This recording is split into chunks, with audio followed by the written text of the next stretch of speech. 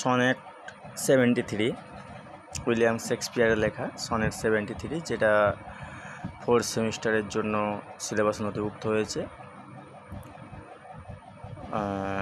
যাই হোক, William Shakespeare মোট 154 অর্থাৎ 154টা সনেট লিখেছিলেন। তার মধ্যে 1 থেকে 126টি সনেট তিনি তার বন্ধু, খুব প্রিয় বন্ধু উইলিয়াম হার্বার্টকে ডেডিকেট করেছিলেন, এবং বাকি 28টা সনেট একজন ডার্ক লেডি বলে একটা মহিলার সঙ্গে তিনি ডেডিকেট করে লিখেছিলেন। যাই হোক, উইলিয়াম শেক্সপিয়ারের সনেটগুলি যে লিখেছিলেন, সনেট অ্যাকচুয়ালি দুই ধরনের, পেত্রাকান সনেট, শেক্সপিয়ারিয়ান সনেট। পেত্রাকান সনেট তোমরা জেনেছো দুভাগে দুটো ইয়েতে লেখা হয়, অক্টেট অ্যান্ড সেস্টেট, অর্থাৎ 8 লাইন 6 লাইন।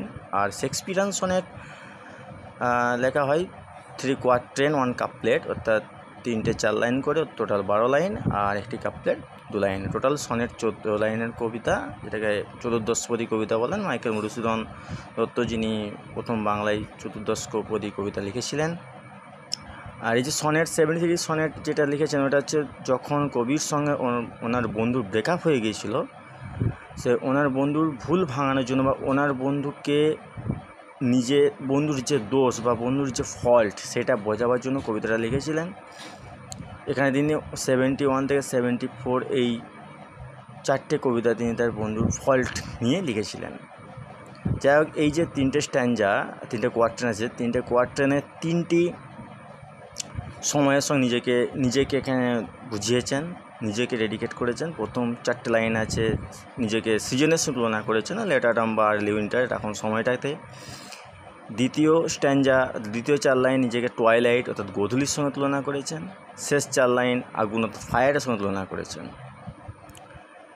আর ওনার রাইম স্কিম থাকে ABAB, CDCD, EFEF, GG, অর্থাৎ ফার্স্ট লাইন, প্রতি স্ট্যাঞ্জার ফার্স্ট লাইনের সঙ্গে থার্ড লাইন, সেকেন্ড লাইনের সঙ্গে ফোর্থ লাইন, এরকম একটা ছন্দের একটা রাইম স্কিম থাকে। যাক, মেন কবিতায় আসা যাক। দ্য টাইম অফ ইয়ার, বছরের ওই সময়টা, দাও মানে ইউ, অর্থাৎ দাও বলতে এখানে ইউ, দাও তুমি, মেস্ট ইন মি হোল্ড, আমাকে দেখতে পারো, অর্থাৎ বছরের ওই সময়টাতে আমাকে দেখতে পারো, আমাকে খুঁজে পেতে পারো।